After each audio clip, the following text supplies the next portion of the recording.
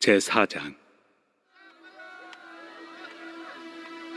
하나님 앞과 살아있는 자와 죽은 자를 심판하실 그리스도 예수 앞에서 그가 나타나실 것과 그의 나라를 두고 엄히 명하노니, 너는 말씀을 전파하라.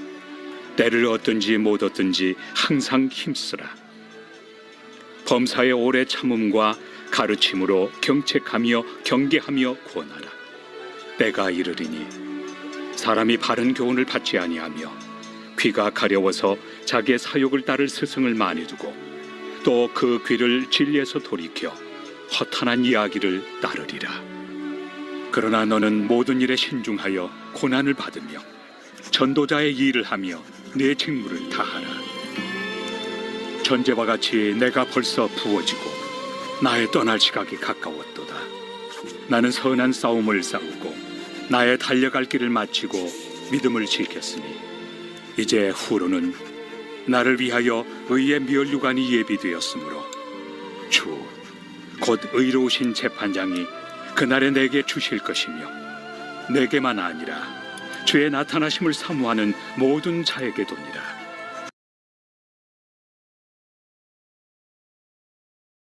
오늘 본문 말씀에서는 사도 바울이 디모데에게 엄중하게 명령하고 있습니다.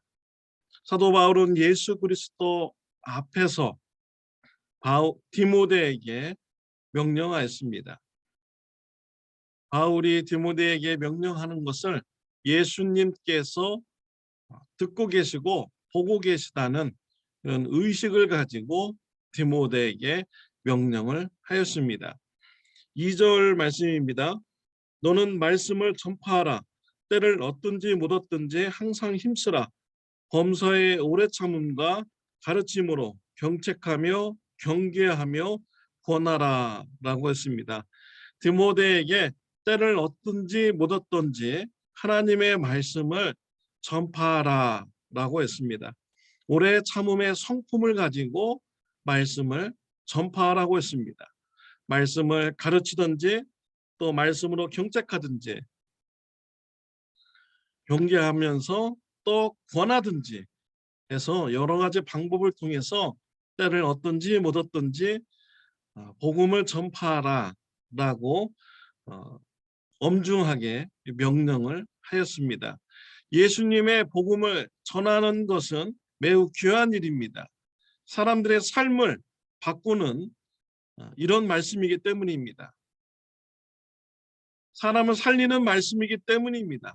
사람을 축복되게 하는 말씀이기 때문에 귀한 말씀이고 반드시 전해야 될 예수님의 말씀인 것입니다. 모두에게 좋은 영향을 주는 말씀이기 때문에 반드시 때를 얻든지 못 얻든지 여러 가지 방법을 통해서 말씀을 이웃들에게, 가족들에게 전해야 되는 것입니다. 사도 바울은 말세 때의 특징에 대해서 말해줍니다. 3절과 4절입니다. 때가 이르니 사람이 바른 교훈을 받지 아니하며 귀가 가리워서 자기 사욕을 따를 스승을 많이 두고 또 그 귀를 진리에서 돌이켜 허탄한 이야기를 따르리라 라고 했습니다. 말세 때가 되면 사람들이 바른 말씀 듣는 것을 좋아하지 않는다라는 것입니다. 자신의 귀에 듣기 좋은 소리, 그런 소리 하는 자만 찾아다니고 또 그러한 소리를 듣기를 즐겨한다라는 것이죠. 결국 그들은 허탄한 이야기를 좋아하게 됩니다. 진리의 말씀을 듣지 않는 이런 세대가 되는 것입니다. 예수님께서 다 보고 계시고 듣고 계십니다. 예수님 앞에 서 있으니 디모데는 바른 말씀을 전하라 라고 했습니다. 사람들이 듣기 좋은 소리 하지 말라는 것이죠. 사람들에게 인기 없는 소리 하지 말라는 것입니다. 사람들로부터 인정받는 소리 하지 말라는 것이에요. 예수님께서 기뻐하시는 말씀, 예수님께서 옳다고 인정하는 그런 하나님의 말씀만 전하라고 사도 바울은 디모데에게 엄중하게 명령하고 있습니다.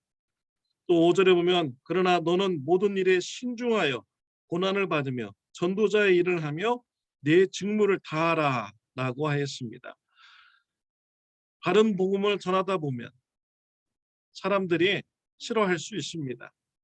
나와 의견을 다르게 말하면 사람들이 반대하죠. 그리고 과격한 행동으로 공격할 수가 있습니다. 복음을 전하다가 공격당할 수가 있는 것이죠. 사도 바울은 고난 받을 것을 두려워하지 말고 디모데에게 복음을 전하라고 권면을 하고 있습니다. 사도 바울도 복음을 전하는데 많은 고난을 받았습니다.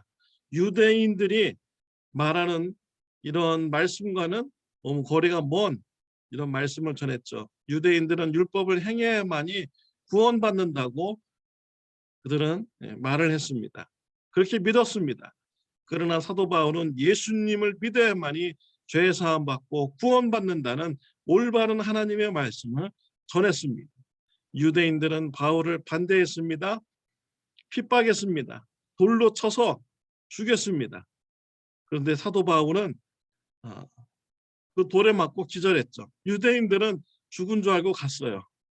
네, 사도 바울이 기절해서 다시 깨어났습니다.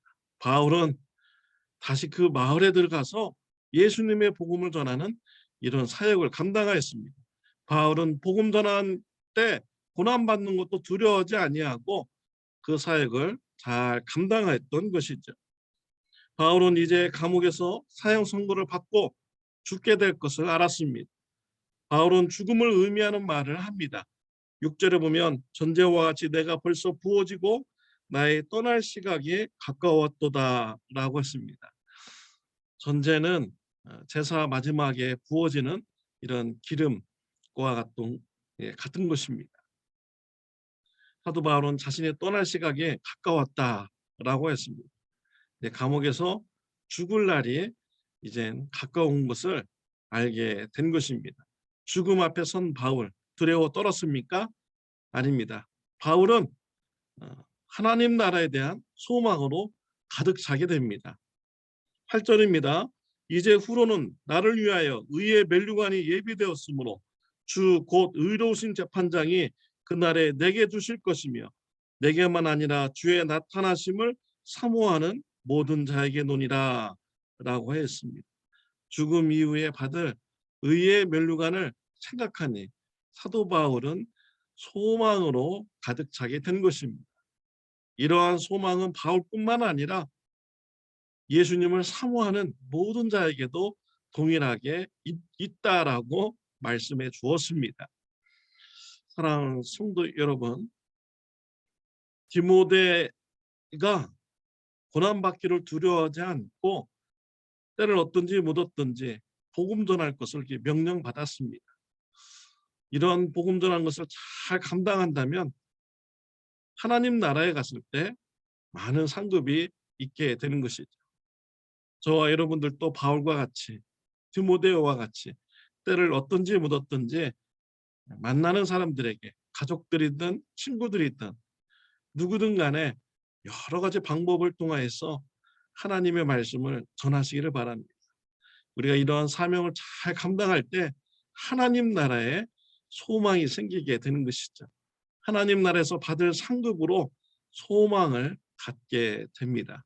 이 세상의 것은 잠시 잠깐입니다. 있다가도 없어지는 것이 세상의 것이죠. 그러나 하나님의 나라의 것은 영원토록 그 가치가 있게 됩니다. 영원한 가치가 있는 하나님 나라에 헌신을 하는 저와 여러분들이 다 되시기를 바랍니다. 기도드리겠습니다. 하나님 아버지 감사합니다. 우리를 교회로 불러 모아주시고 구원시켜 주셔서 감사합니다. 예수님의 생명의 말씀을 전할 것을 맡겨주셔서 감사합니다. 때를 얻든지 못 얻든지 예수님의 복음을 전하는 사명 감당하는 자가 되게 하여 주옵소서. 하늘나라의 상급을 바라보며 고난도 두려워하지 않고 예수님의 복음을 전하는 자들이 되게 하여 주옵소서. 예수님의 이름으로 기도드렸습니다. 아멘. 좋은 하루 되시기를 바랍니다.